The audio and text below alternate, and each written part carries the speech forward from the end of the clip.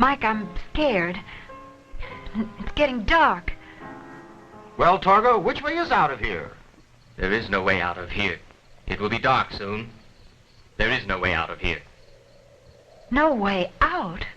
Well, you know, we could spend the night here, and then tomorrow we can... Mike, I don't want to spend the night here. I don't like the looks of the place. Well, it seems we have no alternative. Well, how about it, Torgo? Can we spend the night here? Well, I don't know what else we can do. But, Mike, I don't want to stay here. And the master wouldn't approve. Don't worry about it. We're here now, and I'm sure the master won't throw us out. Well, how about it, Torgo? I don't want to stay. Let's leave. I don't know about it. I just don't know. I'm cold. Let's go on. Well, Torgo, in or out? Patient, dear. Very well. The master will be very disturbed. I'll get the luggage.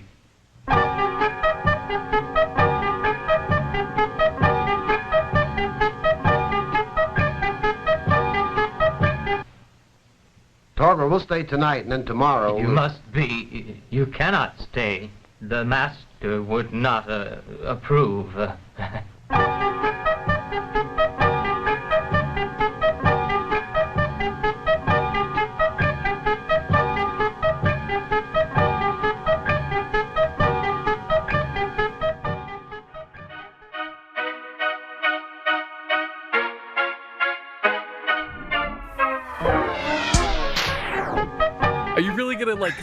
Are you really gonna serious open this? No, I was gonna try to do like a funny. You're gonna do a bit? All right, do a bit. I was thinking about it. I don't have it fully fleshed out. Philip. Okay, let me perform. Mangoes, cans of fruit.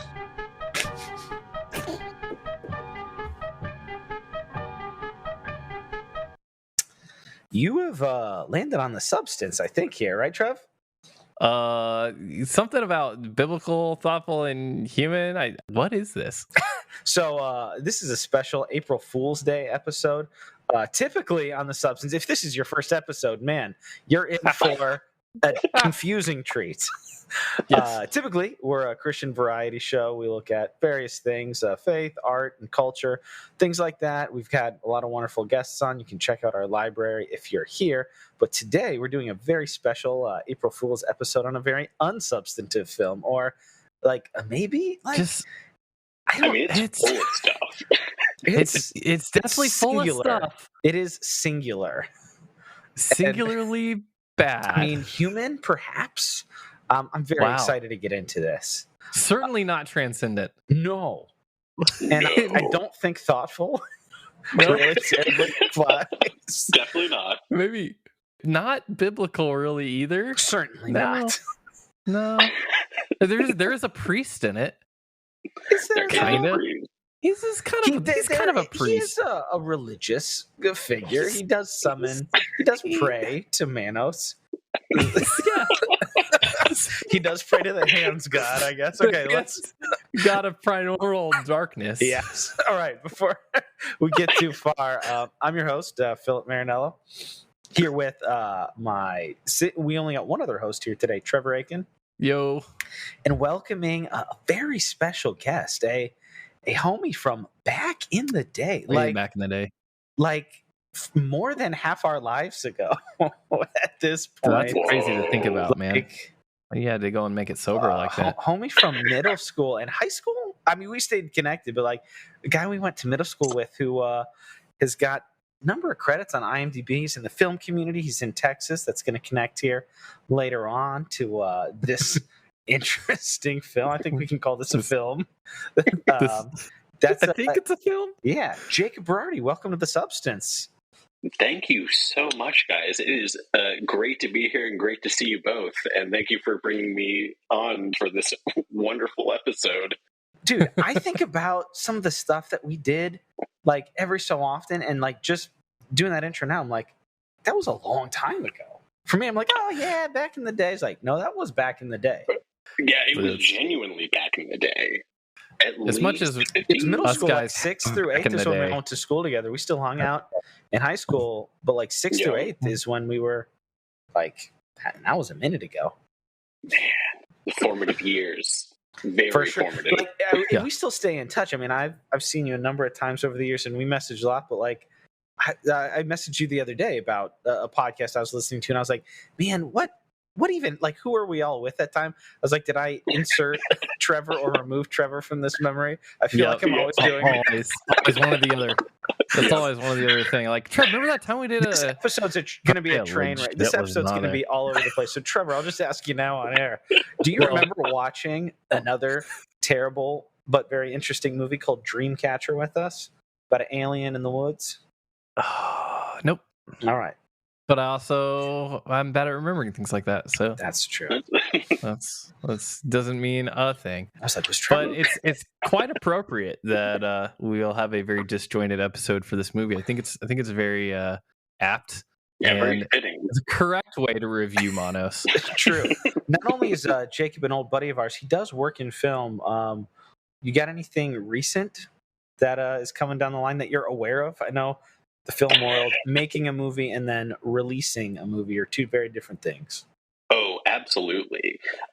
The one that is really on, if you, for horror movie fans, if you are on the program Shudder, we have, what is one called?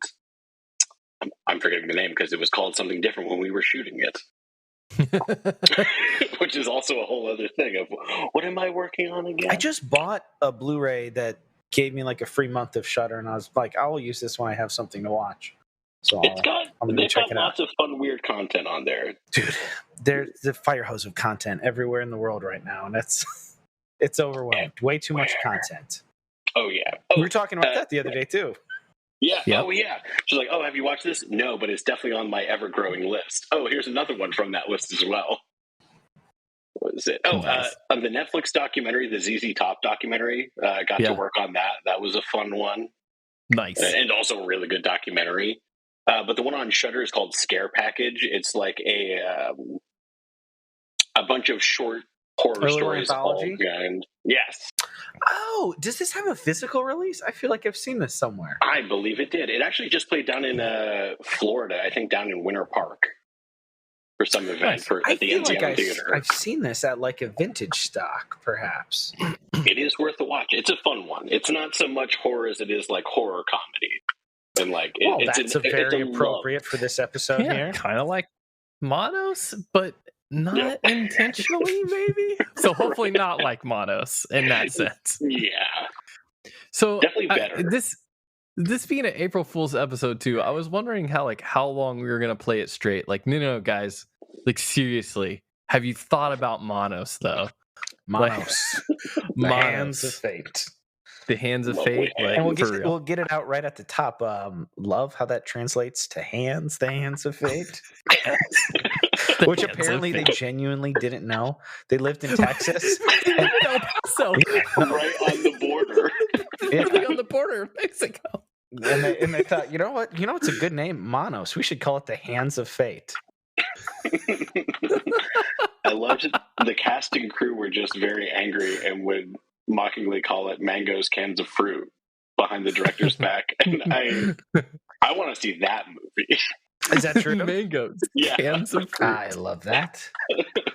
It's beautiful. Oh, this movie, man. This movie is going to be fresh for a lot of people. There's got to be a ton of people who've never heard of Manos. I would imagine not. I mean, I feel like if you're aware of Mystery Science Theater 3000, it's definitely broke into the culture as like a terrible film that some might argue that nobody should know, but it's such a beautiful, wonderful mess. It's determination. In the sense that it's neither beautiful nor wonderful in any particular way. It's a story of, like, especially with Mystery Science Theater, like rescuing it. Like, it's kind of like a story of human triumph. I mean, Texas fertilizer salesman makes good, right? That old classic story. He won the bet. That's it. A tale as old as time. How much was the bet for? I do not have the Wikipedia up. Does anybody know that off the top of their head? So what Philip's referring to, this movie was made on a bet. This movie is literally the result of a bet between a fertilizer salesman and his friends. And he somehow won. When you're selling poop in Texas, and you're bored, what do? Make a horror movie? Go to Cancun or make a horror film? Those are the options. There's not a lot going on in Texas otherwise. His so the idea of making this, like, it's not the worst idea in the world, right? Like, if you want to make a cheap movie to make your money back, the easiest thing to do is to make a horror movie because they're cheap to make, people like them, and sometimes, like, not in a negative way or a derogatory way, but the people who really like horror movies are not always wanting, like, we want a great film. It's like they just want something fun to watch. Exactly, something engaging. Which Manos is not. Let's just be really clear. It depends on how you watch it. Watching it with no commentary track. So, I mean, Mystery Science Theater 3000, the comedy program where That's amazing. people would, like, they would watch bad movies and, like, make fun of it as the movie went on. That's how it came back. And then they did it again on Riff Tracks. Watching those are a lot of fun. But, I mean, I could not imagine being at, like, the premiere of this movie and being like, hey, Hal made a movie. Let's go see Hal's movie, honey. And then were people, like, how many people does that describe in the world, though? We're like, how many people actually were at the premiere of Manos? I think it only played one time. There was a lot of people at the premiere. They had the mayor of El Paso came to it. There was some charity event that they were, like, tying the premiere into to get more people. So smart. So smart. And, hey, man, gotta get butts in seats. That's for sure. Oh, man. I was telling Trevor earlier, my roommate Henry, who's also a filmmaker, is from El Paso, and him and his friends have gone out to the altar where they filmed. Nice. I'm like, so now we have to go out and make a pilgrimage there to an ode to Manos, the Hands of Fate. Manos, the Hands of Fate. It's such a wild thing. So, plot? Question mark? How do we cover this movie? Well, actually, Trevor, let's do origin stories. Spoiler alert. First off, spoiler alert for people who haven't seen Manos, the Hands of Fate. This will be a spoiler-laden episode. Yeah, I mean, things do happen. Things definitely happen in the movie. There's a plot.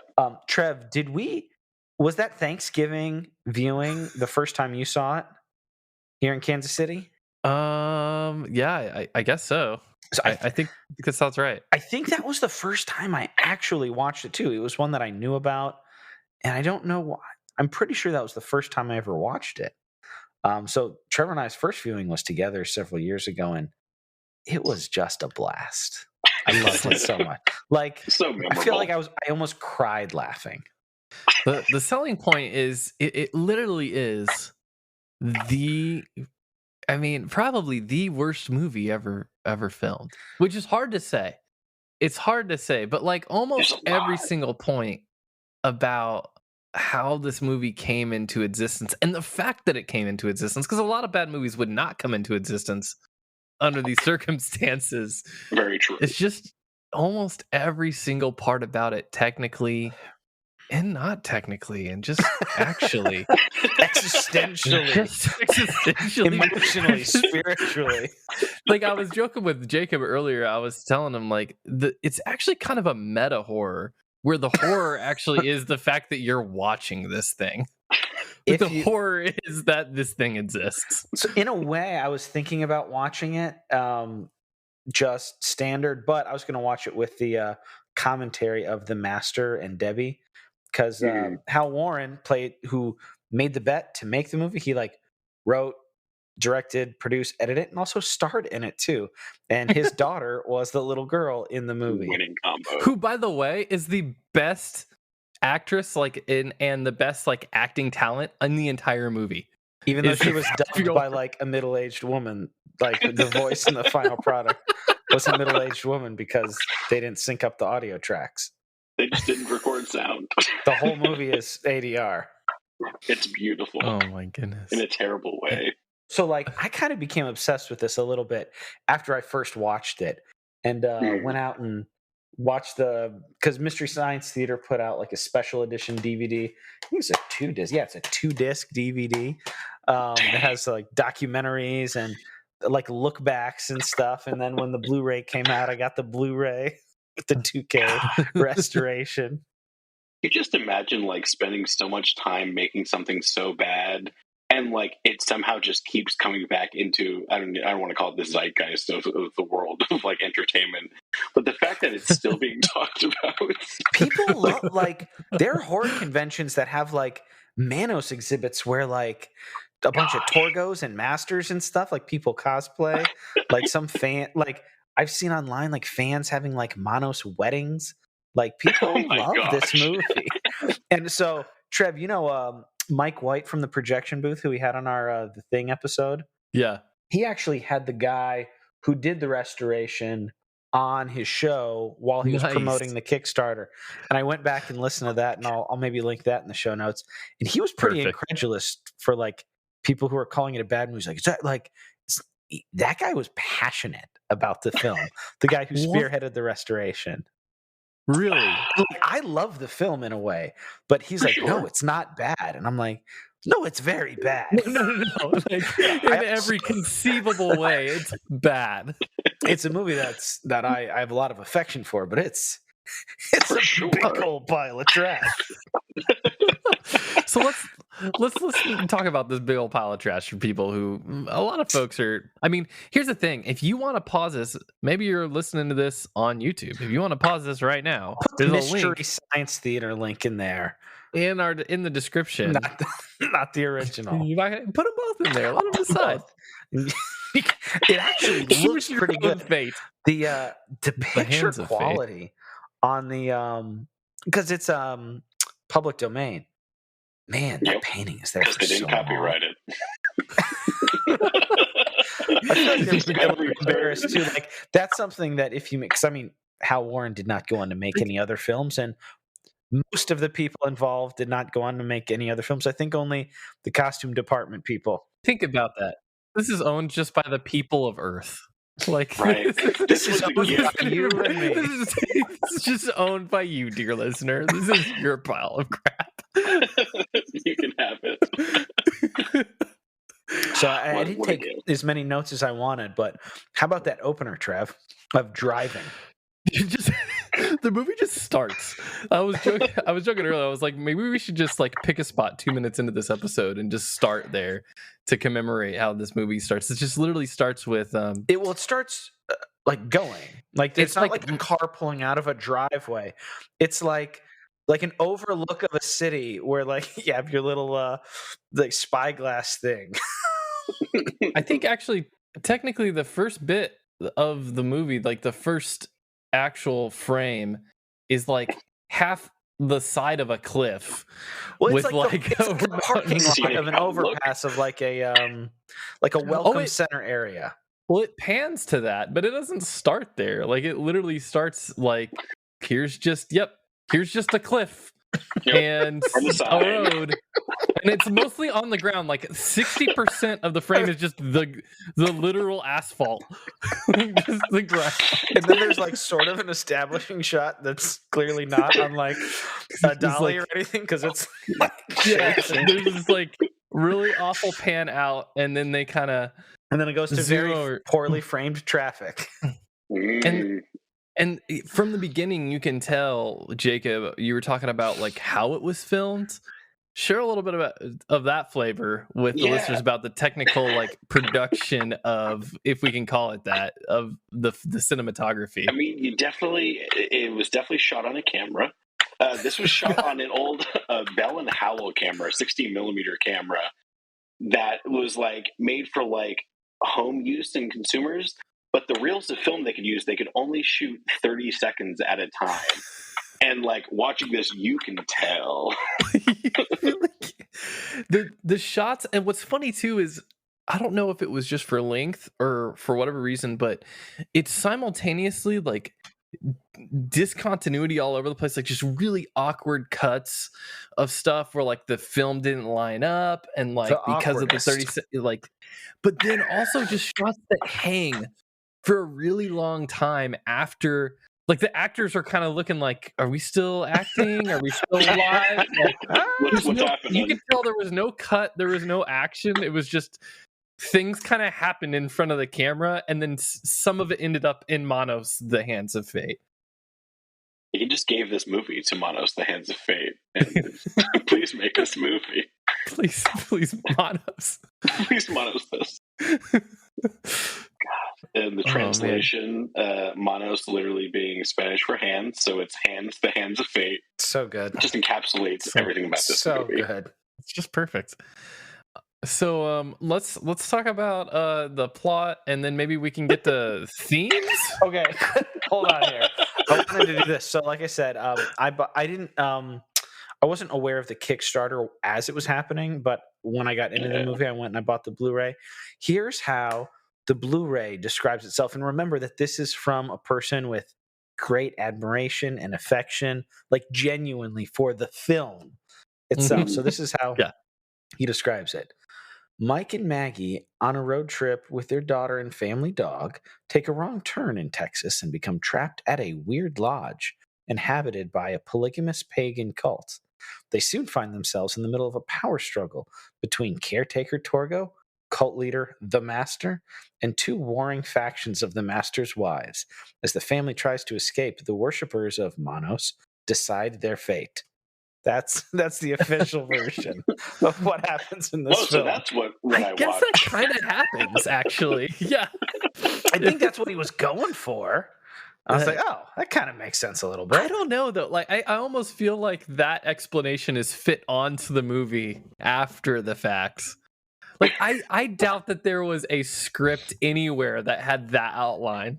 I mean, like, that's kind of a horror movie trope, right? Like, people on a road trip, like, go into a place and it turns out bad. Like, that's a pretty Fish out of water story. Yeah, sure. like your Texas Chainsaw Massacres, your Wrong Turns, like, that's pretty familiar territory. So that's good. It's a fairly good synopsis. I mean, you just got to throw in, like, this scene I'm checking out right now is it's literally they're rolling past, like, what is this, like, strawberry field or whatever? There's just like there's so much running time at the beginning. Yeah, not of like a car driving on the highway, but like a camera shot out the window of just going one way and then inexplicably actually going the other way. I don't know if it was the same footage just reversed, but it was literally like they are traveling from left to right, just shot out the window. Like, you don't even see the car. There's just music. And then they pass a sign that says Valley Lodge, and then they're going the other way. Like, if you've ever been on a road trip just down some nondescript, non-scenic highway in America and have, like, pointed your iPhone camera out the window and hit record for, like, I don't know, 20 minutes. It seems like and then you understand at the beginning of Manos.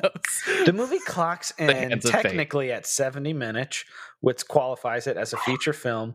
But, like, if you take out struggles to get there, if you take out the running time where there is no human beings on the screen, no dialogue being spoken, and no repeat dialogue being spoken immediately after it was spoken the first time, like, there's maybe 25 minutes of this movie. Apparently, the beginning of this movie, the reason they're supposed to have all these long shots was they were going to put opening title sequence and titles over the side of the road. Been cool. It could have been, but because they literally don't know there's whether like they fields. forgot or they just didn't and ran out of money. And it's like either are equally possible. Paul was like, "Listen, I'm a fertilizer salesman. Do you need this for it to be a movie or not?" Like, I texted Trevor. I still win the bet, don't I?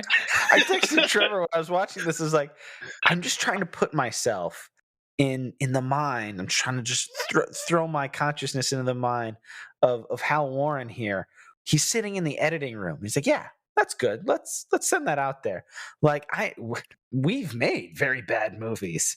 We made some very bad movies in middle school and high school. Yeah. And just for school projects or stuff. Fun, but, like, we knew, when knew something's bad. And you know when you're like, we should redo that. That stinks. But fundamentally, there's two problems with that line of thinking. One is the thought of Hal actually sitting in an actual editing room looking at this film. And then two, forgetting the fact that he is a literal crap salesman, and so this is very much par for the course. It's so wild. That's a very valid point. It's so wild. There we enter though into like legitimate interaction with the story of the film. I mean, it's like, and that's why I love watching the Mystery Science Theater. Like, I couldn't imagine watching this straight because there's No, there's It's no hard. exposition. Like, there's fumbling attempts at exposition. Like Torgo, who's the caretaker of this little motel or whatever. Like, who's got like this weird like leg deformity thing well, he going was supposed on. to be like a monster. He was supposed to be like a satyr. I love like- how you have to like to establish basic facts about the characters in this film. You have to do like a deep dive Like into the Cloverfield. history Equally and bad, backstory of this film. It's like you had to know like the director features and all of the like set stuff and read the IMDb to figure out, oh, this was supposed to be like some sort of Greek character. Well, no. So you're sitting there at El Paso, 1966, at the premiere. After a lot of just Not for very long. confounding driving footage, they get to this place that like the father belligerently takes them to. He's like, "This is Can we talk about this? This is he like maybe this is a demands that point. they go into this terrible place. Like maybe this is a theme of the film. Like you get what you ask for. Like they just show up on this stranger's house and they're like, "Well, we're staying the night here because I love that so much because they get there. This guy looks like before you even get to the weird legs. That is very bad special effects. This guy looks like a creep and a half, and he's just standing there, like, and it's broad daylight. It's like noon. It's the middle of the day. He goes, "Well, it'll be dark soon, so we have to stay here now, right?" And the guy's like, "The master would not like that." He goes, "Well, we're here, so what's he gonna say?" Like Torgo, like this is the thing about the like Torgo's actually trying to help them. Like, listen, guys, you need to move on. Like this is not the place to be. Them, I think, is a little bit too far. Master wouldn't like you here. Like Torgo is the tragic hero of this film. Ooh, like Torgo's tragic. I'll agree on that. I think you're right. Yeah, but he's trying to do the right thing. He's trying to be like, listen, it makes no sense that you would stay here. It literally makes no sense that you would stay here. And Mike's just like, well, I mean, we're at this house now that we're supposed to be at. It says right here in my outline on this 3x5 card that I have of the movie. When he saw Maggie, he goes, I'm excited to stroke her shoulder when we can get alone here. I'm gonna like very awkwardly like get a strand of her hair next to her shoulder. Okay, let's talk about like the steamy scenes of this movie. There's the makeout couple, and then there's Torgo's interactions with Maggie and then the wives. Oh my goodness. It's just so the makeout couple that is at the beginning and at the end of the movie that I guess is supposed to be like a device. They're like randomly just there. I'll note that the guy making out has a wedding ring on. I don't believe the woman has a wedding ring on. Oh, that's but like, and I guess I didn't notice that until I saw this remaster. A deep cut. It is, okay. You know. Also, the girl in the makeout couple looks directly into the lens of the camera multiple times. Which, as you know in film, lens. Jacob, as a cinematographer, that's exactly what you want, right? Oh, every time. You gotta break that fourth wall. What is the point of their device? Like, because it's also every single time that they show up, there's an interaction with the cops. He does have a wedding ring on. Yeah, it's the weirdest thing. She doesn't. Is that supposed to be like?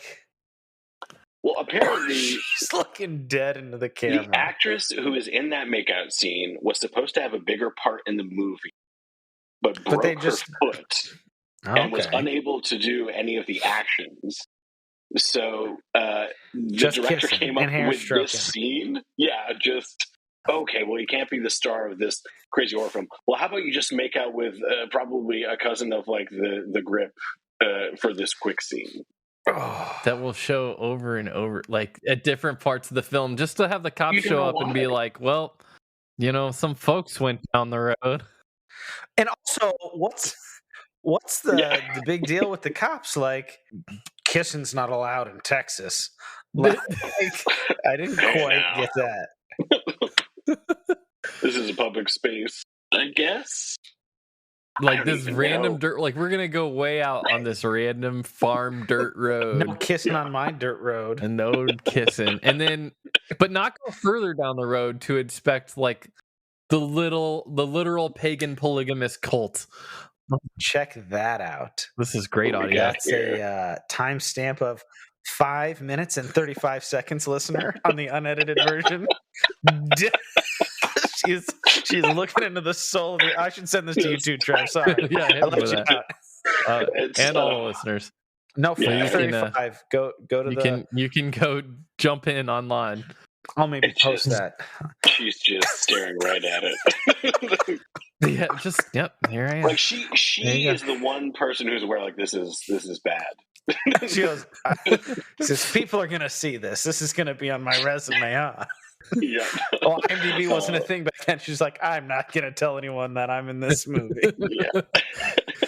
Apparently, during the premiere too, a lot of the actors and crew, because everyone just started heckling it and leaving, and so the actors and crew left before, which is that bodes well for your movie.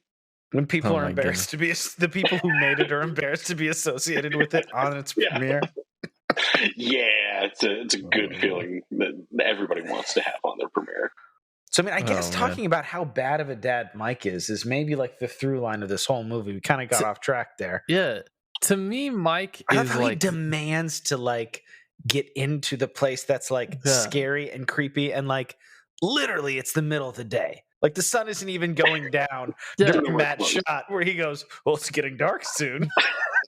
To me, Mike is, like, the central villain of the entire film. And, like, it's kind of this exploration of how his own, like, toxic patterns, like, continue to manifest into further and further depths of, like, evil until he's, spoiler alert, becomes the caretaker of the master. Mm-hmm. So, like, his absolute poor decision quality that's really just there to cover up for his mistake. Like, Torgo is sitting there with his creepy hand staff, too. Oh, yeah. And he goes, no, we demand to stay here because you know what, we're here. And then Torgo's just like, yeah, I guess I'm just your bellhop now. Like, I just... He, like, overpowered him at the improv. And he's like, no, like, my master doesn't want you here. And the guy's like, well, after maybe, like, 8 seconds of silence where they're just looking at each other, there's, like, the soundtrack is playing. It's just Mike's face. Torgo's face, and then Mike goes, well, what do you say, Torgo? What do you say, Torgo? I guess that's okay, but the master won't be pleased. His sales tactics at work there.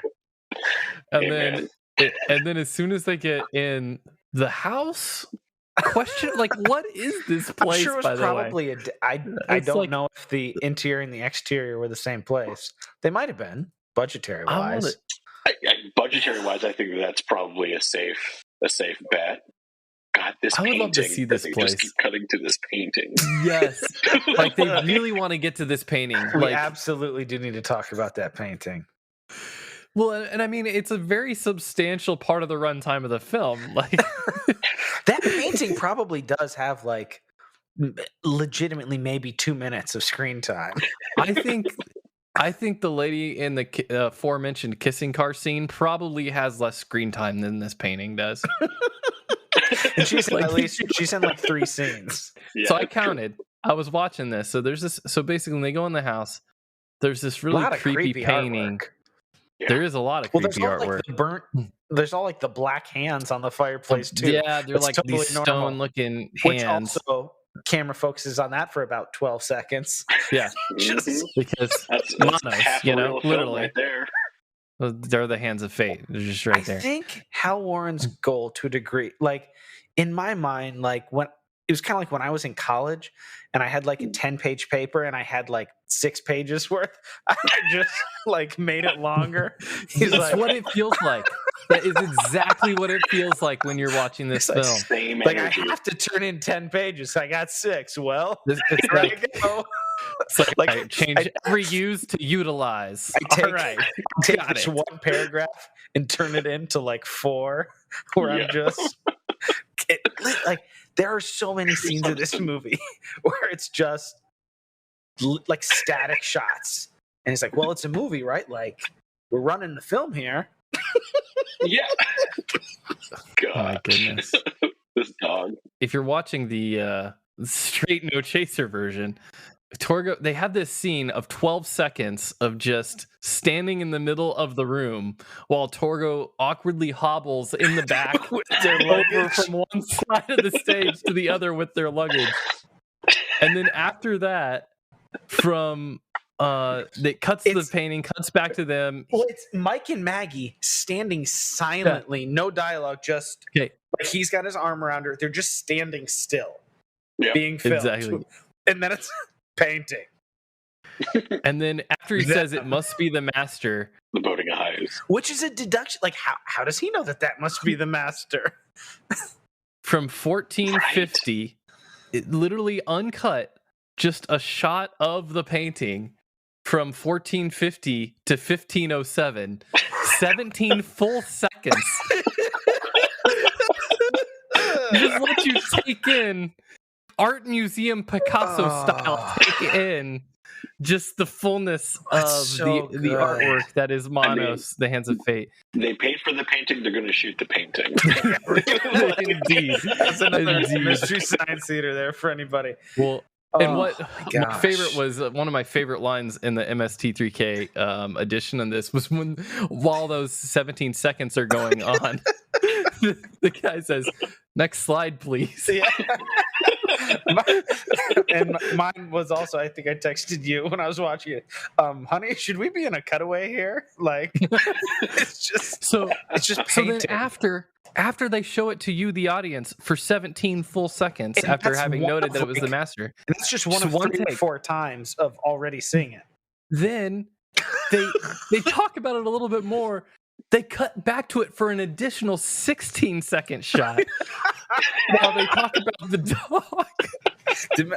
And that's got one of my favorite bits of dialogue of the original film, where Yeah. Mike goes, "Oh man, I wouldn't want to meet him in a dark alley or anywhere for that matter." So true. Like, for example, the desert outback. Oh man. And then so we're jumping all over here, but one of my very favorite parts of the movie, it's a train wreck. It's so bad, but after all, like literally maybe 60 seconds of screen time already, when the film finally reveals the actual master himself, and he like arises out of his sleep or whatever, like the mythology is nothing. They don't tell Yes. you anything about anything in this movie. But when the actual master like awakens and starts to do stuff, the Yep. film cuts away to like a 3-second shot of the painting. You'd be like, "Hey guys, do you remember this? This is him. Do you Remember remember? the 30 full seconds? Do you remember the guy with the pale Painting face and the mustache and the giant hands? This guy with the pale face and the mustache and the giant hands is that same guy." So earlier, Jacob was talking about how they film like 30-second links for the entire film. Like, I'm fairly certain, based on what happens here, is that they took an entire 30-second length of just the painting, cut it in one space for the editing, and just spliced it in at 2 different surely. points. I mean, yeah. and a lot of other additional points too. Right after this is a very hilarious scene. They hear a coyote or an animal barking outside, and the line is, "Oh, Michael, I don't care what it is, chase it." Which is a great way to go out into the Texas wilderness. Yes. Hey, I don't care what that howling thing outdoors is, but please go out there and chase the thing. And he's like the TV husband. "Ugh, my Well, stinking wife over here." "Okay, go honey, to- if it'll," go he to said, the "like if car." it'll make you feel better, I'll go do that." Like, but why in the world would that make her feel better? Like, in what universe is, man, loud, ominous sound outside, I must chase it, or have my husband chase it, even better. It's the only way. Okay, Jacob, 3421. Go check that out. That's what I was just talking about. Oh, There we are. and the following. This dude's get up. So good. Master does have a great mustache. Oh, this is beautiful. Hey guys, it's that It's guy. almost- It's like he's looking at himself. Hey, it's me and my dog. He's actually just gazing through the window at his own painting. Like, love when I had that commissioned. Well, also, so Definitely worth it. because there's nothing in this movie. This movie is Wait. nothing. He's Wait, just stretching it hold out. up. Who There's no painted, substance. who painted the painting of Manos Hands of Fate in the universe? One of the wives, Where the maybe master exists. an artistic the wi- wife.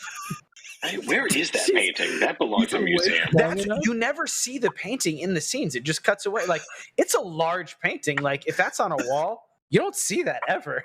Yeah. I want to know who has it today. That's a wonderful question.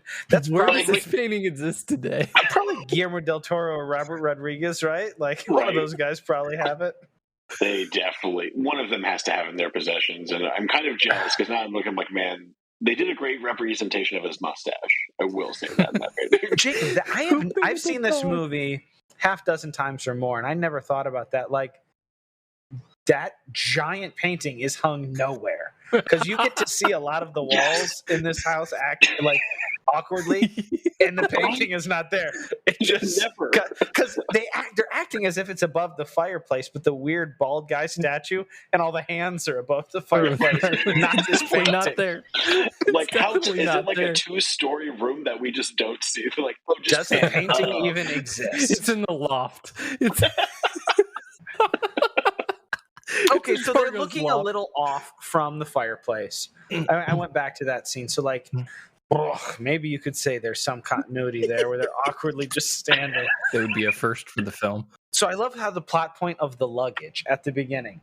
I wrote that down. Yeah. The luggage like moves more than the people move sometimes. So Torgo initially takes the luggage there, and then after the howling, I guess Mike is like, "I've had enough. I've decided we're leaving." Torgo, take the bags back to the car. Like, You can follow the bags. It's like a shell game. and then he goes to start it, and then the car doesn't start. And he goes, "Well, guess we're staying here again." Torgo, bring the bags back. Like the The majority of suitcases Torgo's action is actually as their valet. back and forth, back and forth. Man who has a physical disability, like, you should be moving all of this and doing all of the labor for us. And not because we fully have anything to do, rather than just No, stand in the we're middle of just this room. treading water. That's why I thought of the college paper. It's just like, have him move the luggage again. We need more running time. Speaking of the luggage and where the luggage goes, That's a So, wonderful question. I'm watching this again, and I'm pretty sure it goes in Torgo's room. So he just takes the luggage.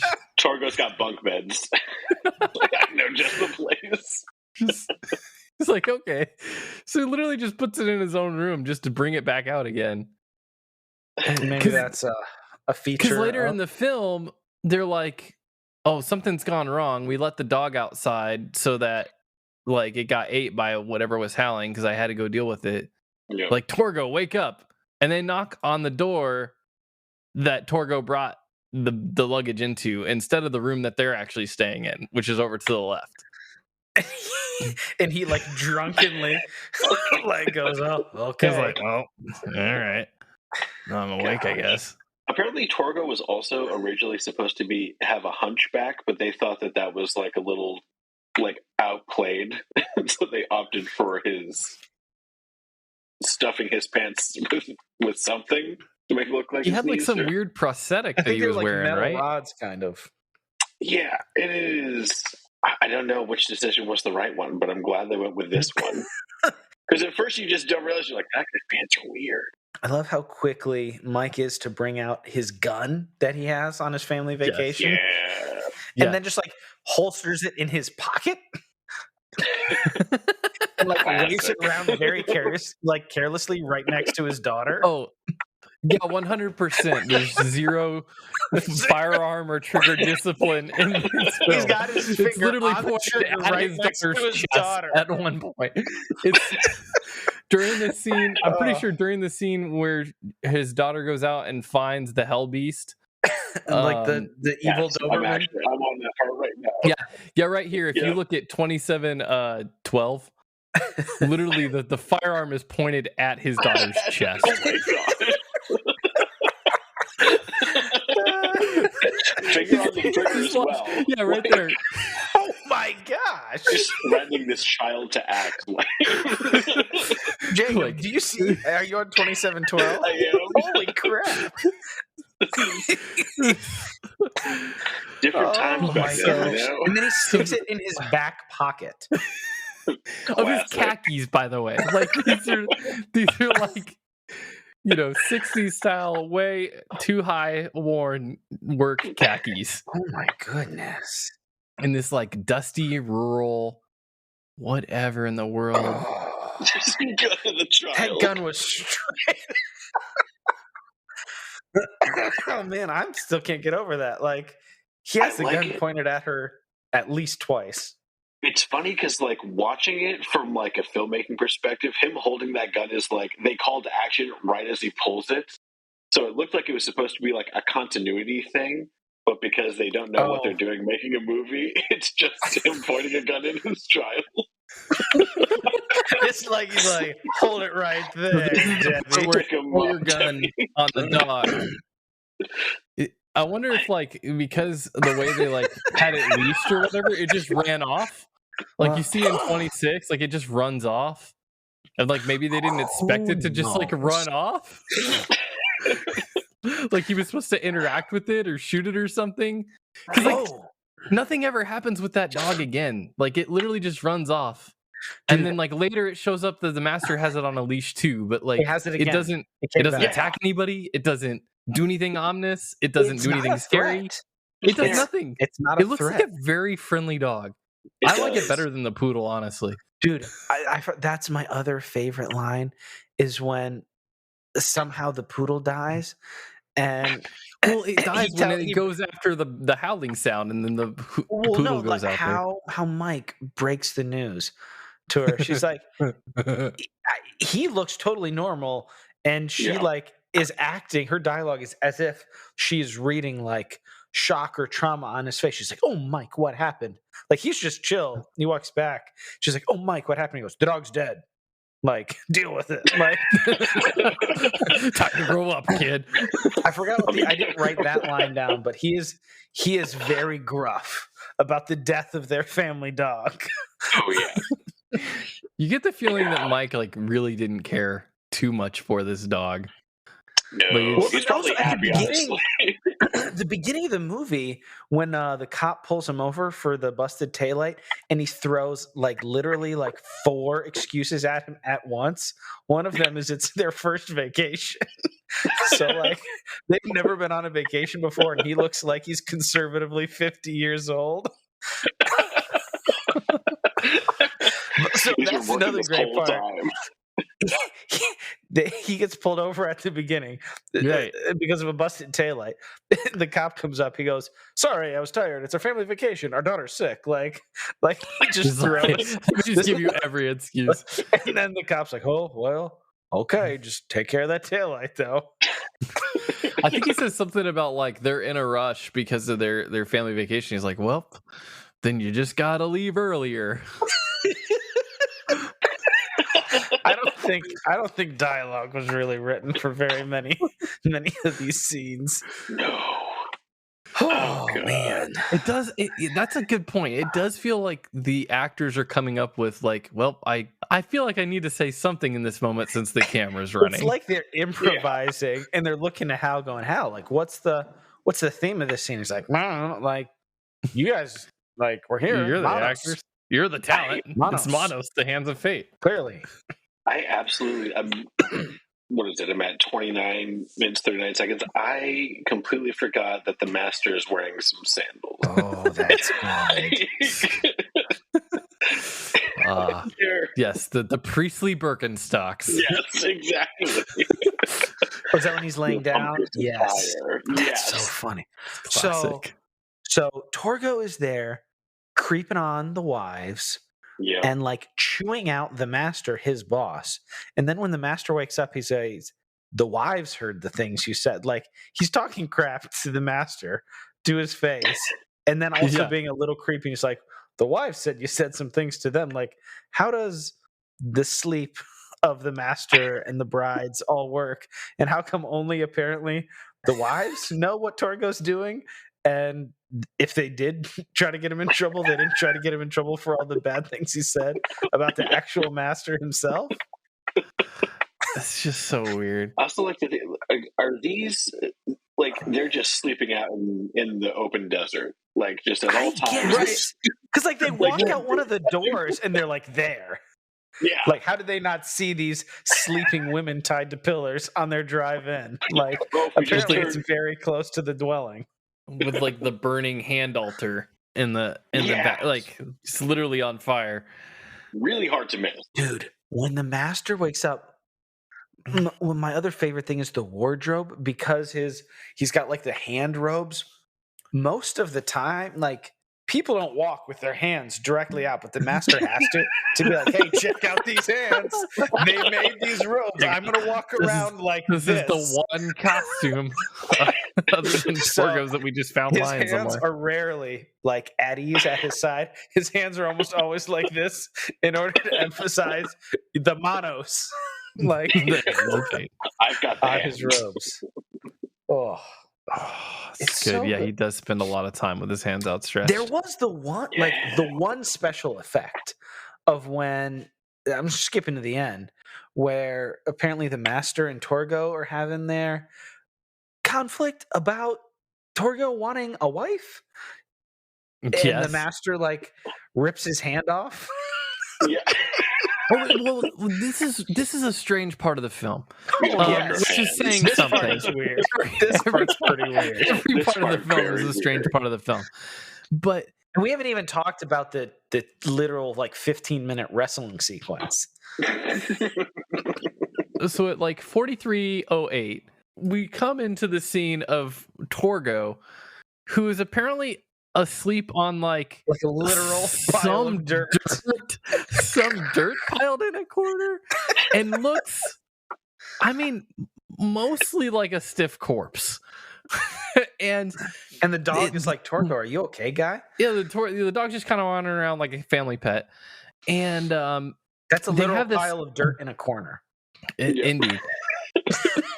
and also, like, strangely, there's like just some rope hung over, and also one of the wives' dresses, like, just and a beer, a bottle of beer, and a bottle of beer. Yeah, Torgo's gonna pass the time somehow, and so they have this dialogue where the master's like, "No, Manos has spoken. Like, you've broken the law of Manos because of these things that you've done with the wives, and so you must die." Yeah, but like Torgo goes on living. Like, quite a lot. And then they finally like get him on this like altar thing, and then the master has his wives like carry out this like death sentence on him, and the way they do this is like they touch it by like slapping his face really slowly, and like kind of like rubbing his shirt in a little bit, like kind of like roughing up his collar just a little bit. It legit looks like they're tickling him, and they and this goes on for like 3 minutes, and then like you're like, they kind of leave him still there, and you're like, okay, is he supposed to be dead? Or like, what happened? There's no way in any universe where that killed him. And then later he just gets up, and then they have this other final exchange. So it's like it's as if they didn't know, like, man, did we really do a good enough job killing Torgo in this film yet?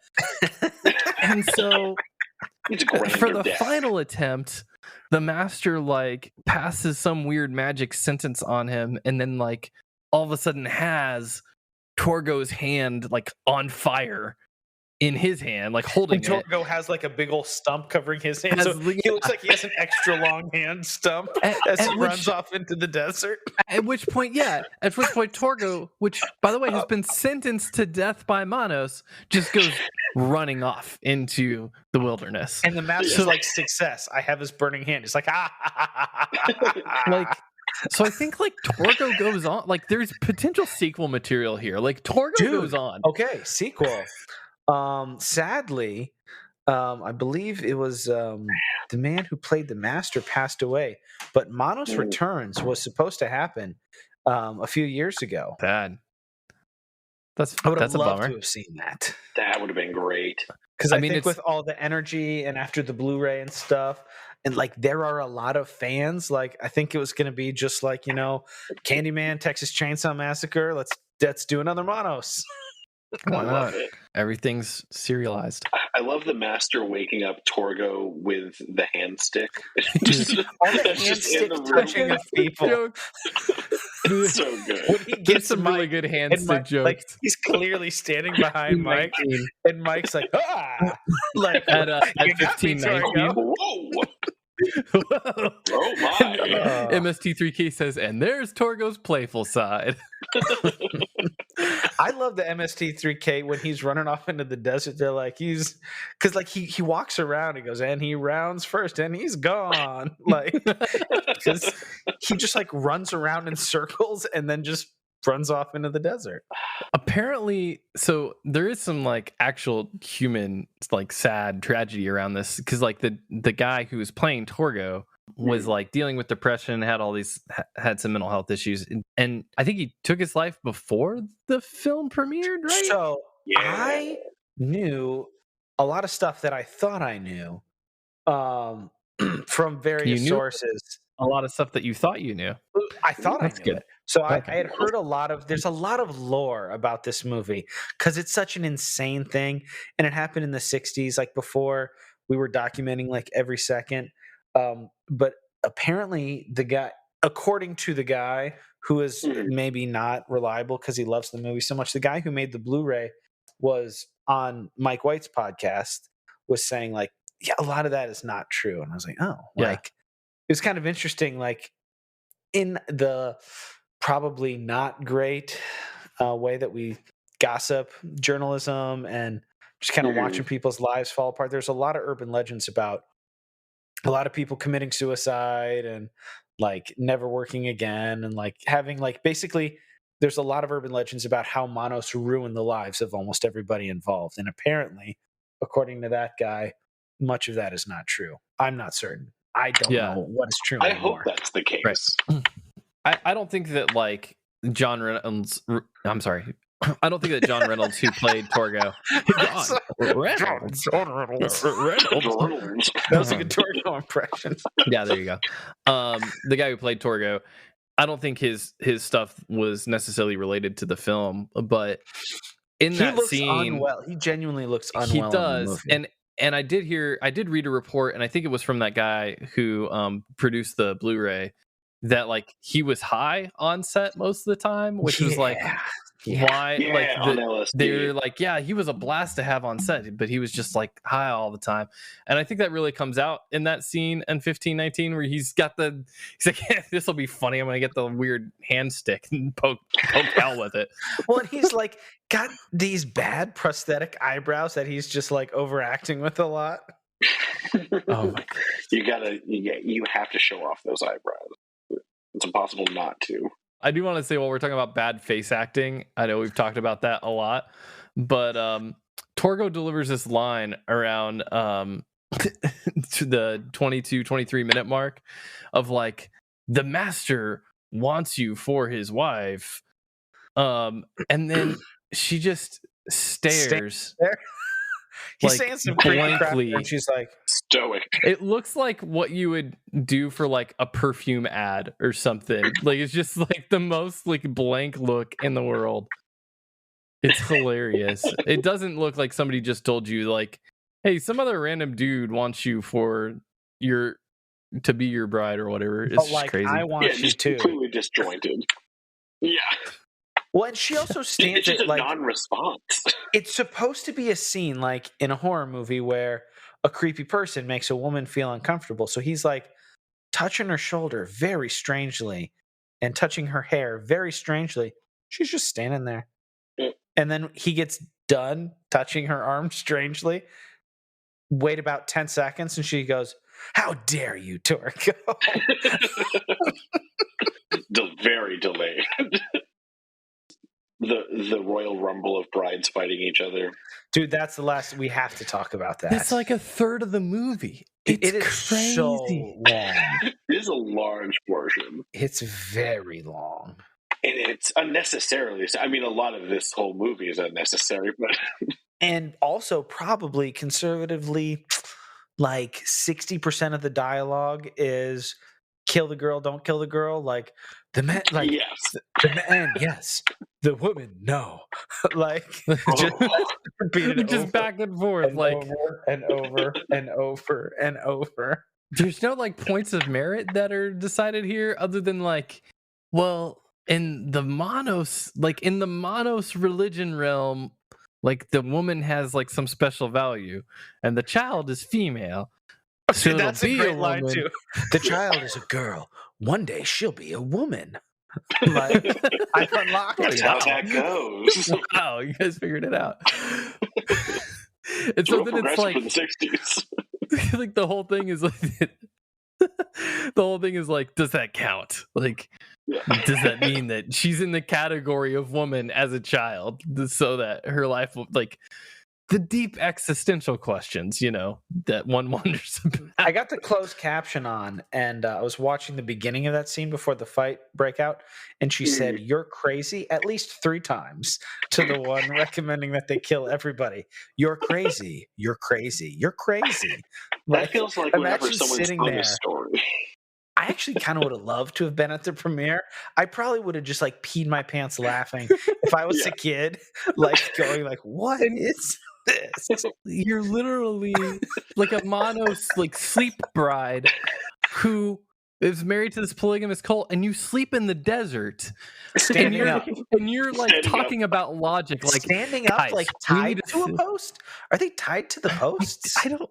Do they She- untie? Does somebody untie them? She gets tied to the post later, but I don't know if they Okay, start maybe they tied don't to the sleep post. tied to the posts. Maybe they're just Maybe magically like they bonded lean. Maybe they Do lean they, up like, against the take posts. turns? Other by kind of angles Manos, the back. hands of fate, to the post.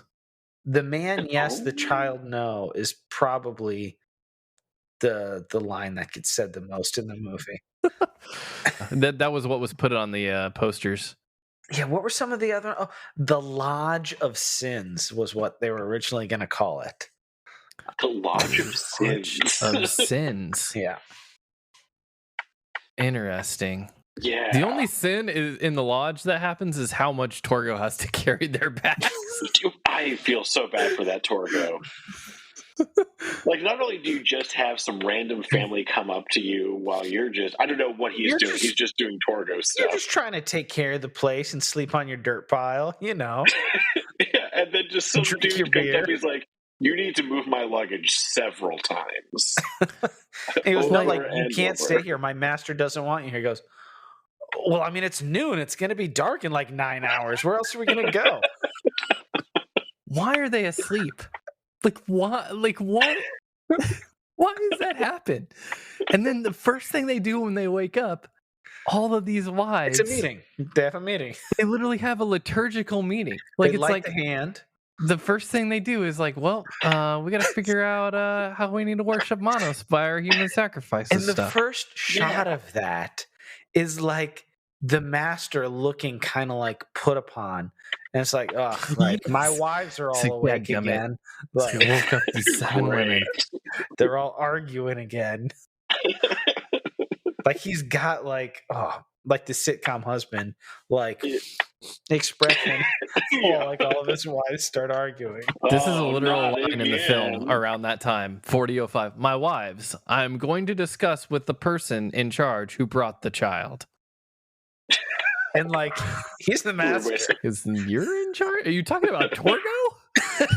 The guy who said, please don't stay here. Plot twist, Torgo's in charge. Whoa. Now that would be a plot twist. And he's in charge. He just decides that even though he terribly wants some wives and goes around, like, what did he say? He goes, now I don't have to come around here and pretend that you guys are my wives. I'll have this Yeah. one for my wife. It's like, bro, you just creeping That's it not how up. wives work, my friend. I don't know how to tell you. How does he think wives work? That is a genuine question. But how would we how would he even know when they just literally all they do is stand next to a pillar and then debate Manos liturgy and then roll around in the sand and wrestle for like 10 to 15 minutes. This is literally that is his conception of what a wife does.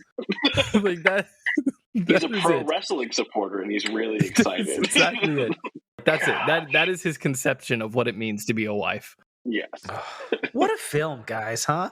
I'm so glad that they found this. I'm so glad. So, Phil, we always said, like, you know, you've talked about sometimes, like, oh, I want to do a script or something like that. You're like, the fact that Manos got made should give every person who has burgeoning desire to be creativity in film production or create something or write or whatever, like, the fact that this exists means that your dreams can come true as well. Oh, for sure. Yeah, no, I always cite Sharknado as my inspiration. I was like, you know what? Walk into a room of money people and be like, guys, I got an idea for you. It's a tornado full of sharks. And they'd be like, okay, we'll buy that idea. Like, I could sell a script probably. So could you, listener. So be encouraged. Always follow your dreams and make the art you want to make. Just like Hell did. People will still be talking about it 80 years later. I mean, Asylum and sci-fi need content, if anything else. Oh my gosh, yeah. And really, if you're doing the Asylum method, just look at what's popular and do it very badly with like a title that's laughably close, but not actually. I just saw the poster for their Planet Dune movie with the giant like snake with the razor teeth coming out of the desert. I was like, cool. It's brilliant. That's neat. Cool. I didn't want to go see that wonderful art by Denis Villeneuve, but I do want to see Dune Planet. Well, I think what they really do try to do is essentially like catfish people on like iTunes and Vudu. Like they're just you think you're getting the thing. Like whenever a new Transformers movie came out, they would always have their transmorphers. And like, if you're like a grandparent having your kid come over and be like, let's watch that new movie you're excited about. You might accidentally purchase transmorphers. And they're like, yes, we sold another one. Got it.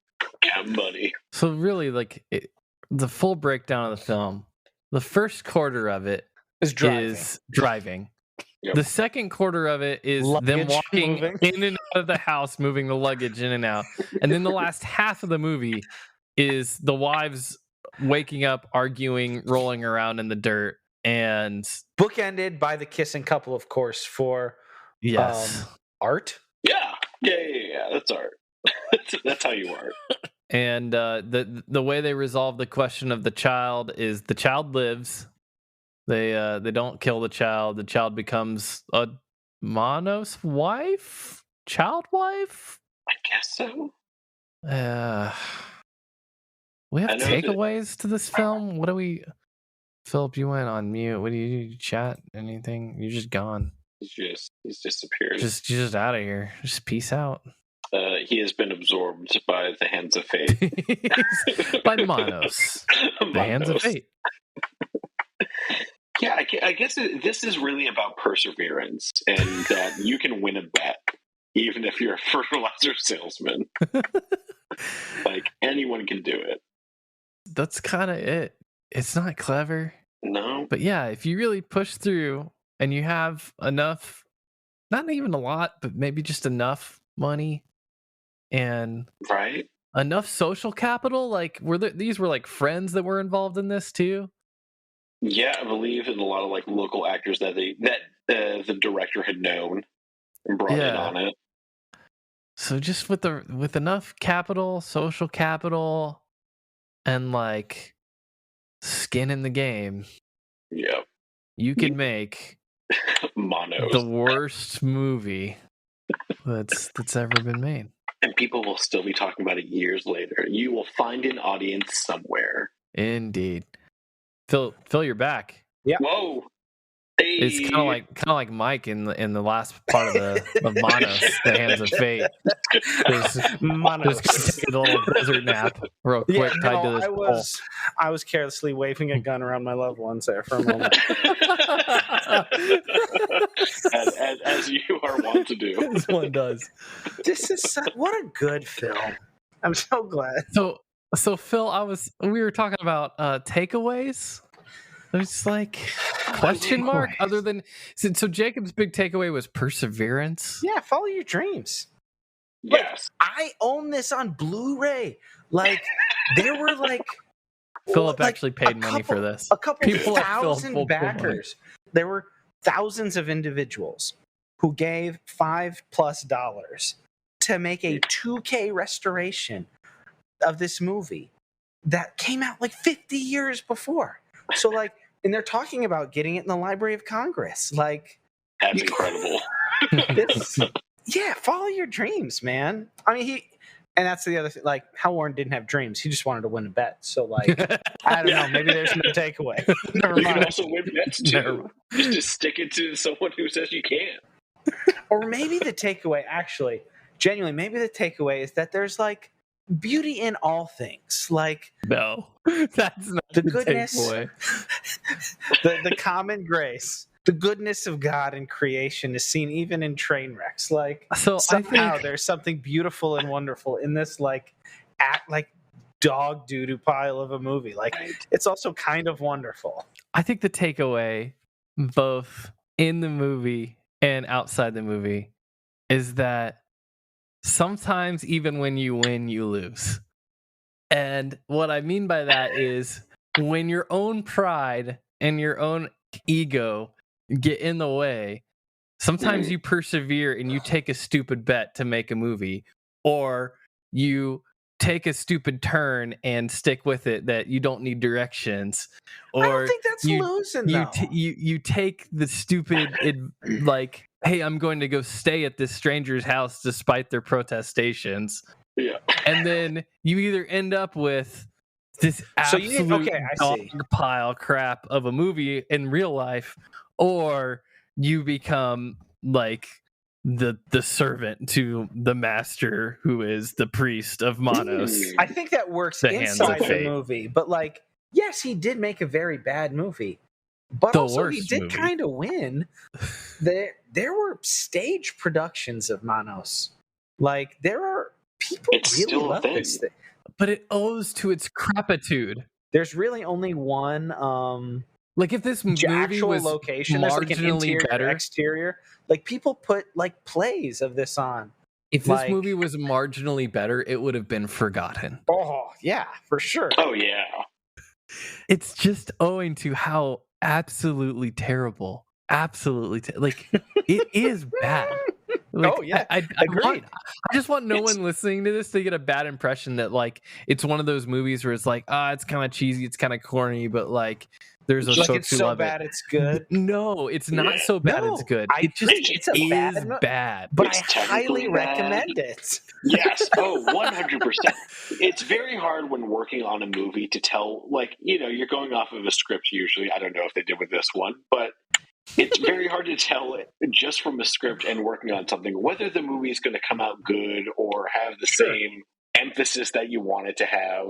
And Manos is very clear that, like, it doesn't always work out, but it sort of does to a degree.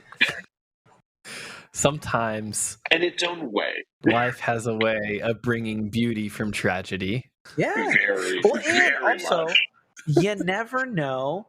Like, maybe this is a bit of a stretch, but Manos, like, the hands of fate. Like, the hands are stretching. You never know, like, what little thing you do might really touch somebody. Like, thousands of people were moved to give their hard-earned money to be like, hey, we need like an HD, like we need a high definition upgrade. We need to protect this movie. Like, this was a throwaway garbage thing he did. So, like, you never know what little thing you do is going to go off to like make somebody's life better. So some things are worth so many laughs over this. Some things are worth preserving as monuments to human frailty and failure and depravity, and that's what this is. Like, it's worth gazing at just the depths of like human ineptitude, and this is like just a beautiful, like a just hubris, not beautiful, but a monument for sure, a worthwhile monument to that reality, to the frailty, to the failingness of humanity. It's still coming out on top somehow. And then somehow life taking it, flipping it, and in spite of Reversing it. yourself, Yeah. making, I don't know. People get married with Manos themed weddings, the most important day of their lives. So, like, I don't what. Hal Warren, 1966, it spoke to us. Do they just have the priest in the hand? Like, does the priest have to stand there with their arms outstretched? With the Or does like she have to master? stand like against this pillar the whole time? And then like what he does is like instead of He kissing the hobbles bride, down. he like kind of like You may brushes now her hair. fondle her shoulder. Just like very slowly itsy bitsy spider your way. That on the Mystery Science Theater, they sang the Itsy Bitsy Spider when he was like moving his hand up. That killed me. Oh, That's so good. I don't know that it'll get any deeper takes than that right there on Manos. So good. Yeah, The hands of genuinely. It's definitely worth Manos. just engaging to some degree. Yeah, I don't watch it every year, but like Mystery Science Theater on various channels, internet or some of the cable, like they usually will have like Thanksgiving Day marathons, and like this is one that on many Thanksgivings I will tune in with. It's a blast. There's nothing like it. There is nothing in the world like it. That Like I've watched is a and I fair mean, Jacob statement. and I don't know about Trevor, but like Jacob and I've watched so many bad movies. There's nothing like Manos. People are like, oh, well, there's like, I mean, even like Birdemic or Plan 9 or The Room, none of those have anything on Manos. Those are bad movies, but like they all have like a story and a plot. Like Birdemic is bad, but like it's a movie. Yep. Same thing, beginning, middle, end, as actors. The Room is very bad, but there's a story. Like, yeah, something you can kind of follow. Yeah. And I mean, Plan 9 is just a cheesy movie. Like, it's not good, but like, it's just. But yeah, like the most famous, like bad movies, no, I don't think anything touches Manos. Yeah. It's on its own level. It's incredible. Yeah. Highly recommend you guys watch this movie. Yeah. But it's best with Mystery Science Theater, for sure. Like, I would not recommend sitting through 70 minutes just No. cold. Like, Not Yeah, for your it's hard. mental health. Yeah. Ooh, yeah. You got to especially ease now. into this one with the Yeah. Mystery Science Bring a Theater. friend. It's definitely better with a It's a friend. buddy. It's a buddy system. blast. Learn from Mike. Don't go out into the desert alone. The desert of Manos, the hands of fate. Well, on the Mystery Science Theater, you also get that awesome, you get the short because it's only a 70-minute long thing and they have a 90-minute time slot. So they have one of those old, like Chevy. 1960s, like training videos. It was educational. Sales. It's called Hired Part 2. Hired. It's a Yeah, sales I watched the training. whole thing. It's Yeah. about a sales team for Chevrolet and like how they sell cars. It's like this dude, This dude How you need is to sitting on the mentor his porch with sales his team. dad and like, how to be a leader and get your sales team to do sales of Chevy cars. I love the shorts that they do. Very- I don't very think corporate. anything ever touched that the No Springs video though. That's still That's classic. No, I still No have springs. that no springs stuck in my whenever head. I hear somebody say the word springs, I go, no springs. No springs. no springs. I need springs in my life. I regret it. It's literally Now like it It's a gets Wonderful riffing. Life with springs. Where would your life be without springs? So wow. shout-outs? I guess Shout-outs. maybe. This would be so Jacob, on the Yeah. substance, we have our only Which is our segment that we podcast, do. our Christian variety show where we talk about things of merit and substance and merit that you're listening to. Beautiful. Manos, the hands of fate. Anyway, so yeah, we do this segment called Substance Shoutouts, where it's just anything that you've been enjoying recently, whether movies or music or books or podcasts or anything, TV you shows. found challenging or enlightening or just enjoyable. Man, honestly, this evening has been fantastic because it has been, like we said, years since we've seen each other. And to be brought on to watch one of the worst movies ever, this has been absolutely one of the best experiences of rekindling friendships. These are wonderful movies. 100%. Yeah, dude. So many good memories just flooding back, and it it was just absolutely wonderful. Yo, I forgot about the sinking of the Lusitania video. That was very good. Right? That was Yeah, we did it- legitimately fun. Oh, Trevor, yeah. was that your pool that we shot that in? Yeah, dude. Right. We blew off all these fireworks and then like made this massive paper mess because like I don't know, I was in 6th grade. I thought when you shot up a firework, it just like It literally exploded and just paper mess just everywhere. burned. Yeah. Your dad was Man. pretty happy about that, huh? No, that was not. I I mean, mean, as long as be we listening create- to this. yeah. Sorry. Oh, yeah. Sorry, Rich. Yeah. I'm very sorry about that, but glad it painted some memories. It was worth it. And then there was the one we did with Harold Rudyard The elephant Kipling, child. the Elephant Child. Jacob, didn't your mom tape over that with like a She did with like some soap daytime opera? soap opera. We went to go turn it in, and it was like Days of Our Lives or something was on. The camera that recorded to VHS tapes. Oh, those days, right? It was beautiful. That's true filmmaking, you know? Right. That was Just a like blast. Manos did it. Yeah, just like it. A lot of our scenes were probably around 30 seconds. I mean, Yeah, you know? we just didn't do ADR. We just had bad audio. Yeah, we just, you know, on board microphone, had no idea about lights or anything else. Like, we got a Oh, camera, we yeah. can make a movie. There you go. I feel like I also remember in a lot of the dumb little movies we made, fog machines featured heavily because we had one. Yeah. That was- still happens in my life. That was 100% of our special effects budget was, hey, we have a fog machine, Yeah, so fog machine. let's And use fog it. happens. Just Well, fog those- in Trevor's house. I And those- remember. I don't even know if this is going to be on the podcast, but that was a blast. It was a good time. That was That was good. the night one of our friends flicked a cigarette into my eyeball. With the line, that was on my birthday. Yeah. That was on my birthday with the line, that's not how you flick a cigarette. This is how you flick a cigarette. Literally, and I was wearing glasses at that time. It was Yes. like actually cinematic. It went under my glasses and like hit me 'Cause it right was in the spinning. eye. It spun like perfectly, and it got me under my glasses on my eye. I don't know if you want to say his name. You might want to bleep that out. We can leave that out if this makes the podcast.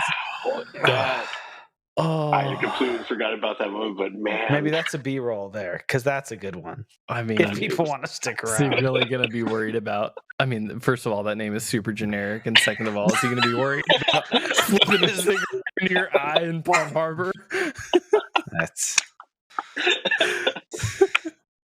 very good. He's going to get canceled over that. It's Yeah, about to dang, happen. cigarettes. How And dare that you? was like 20 years ago. Oh my God, it was. Yeah, I think the statute of limitations is run out on that one, buddy.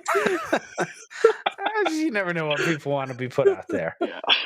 Oh, so good. Shout outs, anything you wanted to shout out other than Man, the time? I will say, if anyone goes on that horror streaming Shudder, I will say that Scare Package is a really fun movie that a lot of talented people worked really hard on, and it is not like Manos. It is very funny and it is just a fun time, and also good to watch with friends. I love a clever title too. That's a fun one. Yeah, the Scare Package. Check it out. They're coming out with a second one. Nice. A good friend of mine Dude, shot that. Anthologies are where it's at if you want to get in, man. They're It's cheap great. and you can make like 100 of them if you want. Oh yeah. And there's, if there's a couple bad ones, there's always one that's just like, oh, this is great. They're making like the 4th or the 5th VHS movie now. Like, if you want to get in. Oh on the, my gosh. any other Mystery Science Theater episodes? Got any favorites of those you want to Oh recommend? my If God. somebody like this, Time Chasers. love that one. Time Chasers. I don't know is if I've seen that one yet. I need It's to check so that out. good. It's the time traveling airplane. Yes. Oh my gosh. Everything about it's terrible. I swear me and a friend in high school ran into the lead actor at a gas station. I one remember time. you telling me that. Oh, Only man. because that man has such a distinct chin. Oh, I was wow. like, it's him. It has to be him. There's a got a screen cap mullet. of him when you search for Time Chasers, and that is a very distinct face. Yes. Excuse me, sir. Are you the guy from Time Chasers? Are you the Matt Birch who played Nick Miller in Time Chasers? Are you the Time Chaser? The little guy with the pink suit and the mustache, man. What was the other one we used to like to watch too? Pod People. Pod People and Quest of the People. Delta Knights Oh, yes. are my other two with Mystery Science Theater. Pod people got nothing to live for. No. Schmuckers. The raspberry preserves. And one of my favorite jokes ever, and that happened with this too, with the framing of the fire, how like the smoke was like obstructing your view and going into the camera, and the guys were just like, like the Mystery Science Theater guys.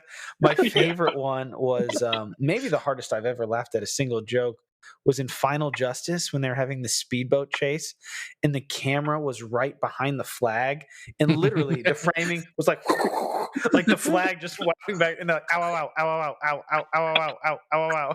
Like it was like 20 seconds of speedboat chase with all you're seeing is the flag flapping on the screen. Oh, that's so good. Oh, Time Chasers. That was when he stole the airplane and he knocked out a guy, and another guy comes out and like he wasn't counting on the assistant mechanic. Yes. Man, how does my brain hold that? I haven't watched that movie. I haven't watched Time Chasers in like 15 years. Brains are weird. I remember in college I actually bought the DVD, and like obviously MST like cut out scenes for like length or whatever. Sure. Oh man. But did the DVD have the full thing? Oh yeah, the whole thing. It was absolutely wonderful. I think it came in like a little tiny like cardboard like envelope. Nice. Very poor packaging, and it was a wonderful time. That's good. Okay. I was just talking about Quest of the Delta Knights. I also remember being at one of my local library's bookstore. They just had the movie itself on either VHS or DVD. And I was like, what? It's out there somewhere. How does a local library come by Donations. like obtaining such a movie? Donations from weirdos. And that actually makes a lot of sense. That's probably how the library gets lots of things. And totally normal, cool people also. Also them. Yeah, if you're listening to this and have donated such movie, totally normal, cool people. I mean, I've donated plenty of stuff to libraries, but yeah, no. I was shocked. I was shocked when I saw it. And Final Justice, I think, actually has like, there are labels now, Blu-ray labels that exclusively kind of like put out loaded out editions of like kind of bad movies that have become popular again because of like, how did this get made or whatever. Yeah. I mean, it's beautiful in its own way. Again, it's that perseverance of like their entertainment in their own weird way. Not like high art cinema. Yeah, like who's like, man, I need a 4K of Hudson Hawk. But like a lot of people listen to How Did This Get Made? They're like, well, if like a portion of their audience buys it, like we'll make our money back. Right? Gosh. Manos is kind of like a Terrence Malick if like the cinematographer like had broken both his arms and they forgot to write the dialogue and they shot it on crappy old technology and they didn't use actors. That sounds about right. It's absolutely wonderful. So watch it or don't. And April Fools you. April Fools. April Fools. For listening to this whole thing. Grab your local April Fools and watch Manos Hands of Fate. There you go. We have social media and a voicemail line, and you can throw something on Cash App if you extra like this, but that's it for the plugs. There you go. No plugs this time. No plugs. You just go read the notes if you need to figure it out. TheSubstancePod.com. You're the voicemail, I'll say that. There you go. We'll see you next time in like 2 days. This week? Yeah, we'll see you in a couple days. Don't expect an April Fool's. Bad movie every year, but we just thought this would be a fun thing to do. Definitely fun. We hope you enjoyed it and agree. Bye. Bye. The end? Question mark? The end? Question mark? Nailed it.